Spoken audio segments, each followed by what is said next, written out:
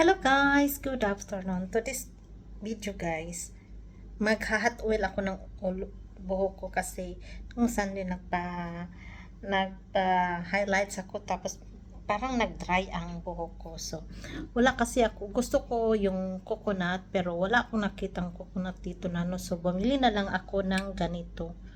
Coconut raw. Ito. $7 bili ko. So, ang ginawa ko is, ininit ko na lang yung ganito. Ganito siya, guys, oh. Yan, raw. Pwede to siya pagkain, ihalo mo sa pagkain mo. Organic to eh. Organic raw. Yan. Tapos ito, ininit ko na siya, guys. Ito na ang resulta. Oh. Parang nag-liquid na siya. So, ayun, guys. Naganda ako ng cotton. Ito. Tapos mag-hot oil ako kasi tingnan mo dito ko muna kasi talagang yung buhok ko nag-dry siya no.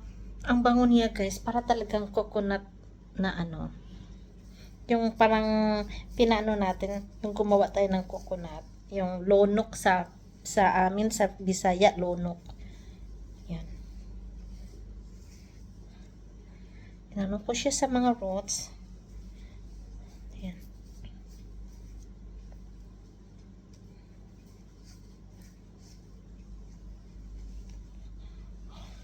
Home remedy dito guys, hindi na kailangan kong pumunta sa salon nga magpa-hot oil, ang mahal kaya dito guys. So ako na lang, bumili na lang ako ng coconut, yung raw.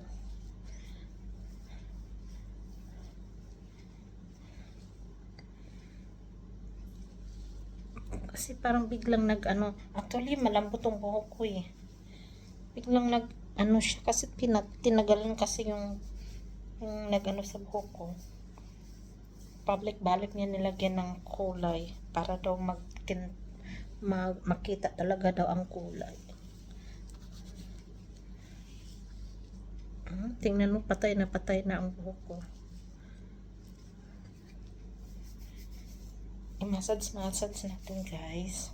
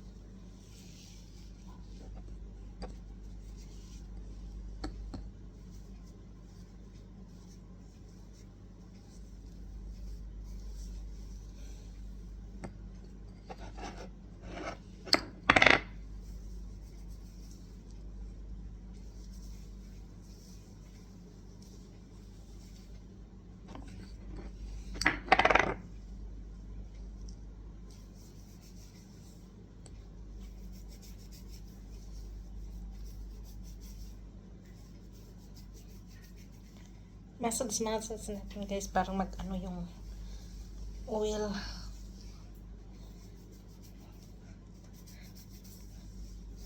One hour ko to siya ibabad.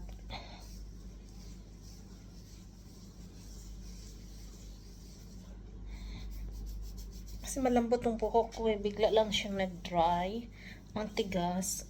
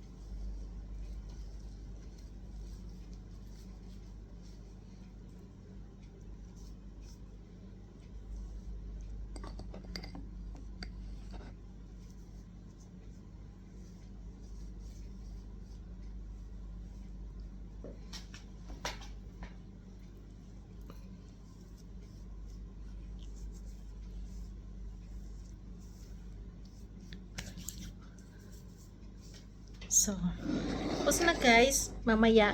Ito lang to siya guys, oh. Raw coconut. Initin mo lang siya sa microwave. Or kung walang microwave, painit lang sa sa kaserola. Kunti para lang matunaw lang kasi siya eh. Parang patay ang uwal. Ganito talaga yun siya. Tapos yun. Ang bango. Ang bango talaga. Okay guys, thanks for watching. Please like, comment, and share. And please subscribe na rin. Pasensya na guys, hindi ako marunong kasi mag-edit. Sorry, pang ko lang to eh. Kung sino man marunong dyan mag-edit, turuan nyo ako. Bye! Thank you! See you my next vlog. Later, pagkatapos mag-video din ako para makita ang resulta sa hot oil ko. Bye-bye!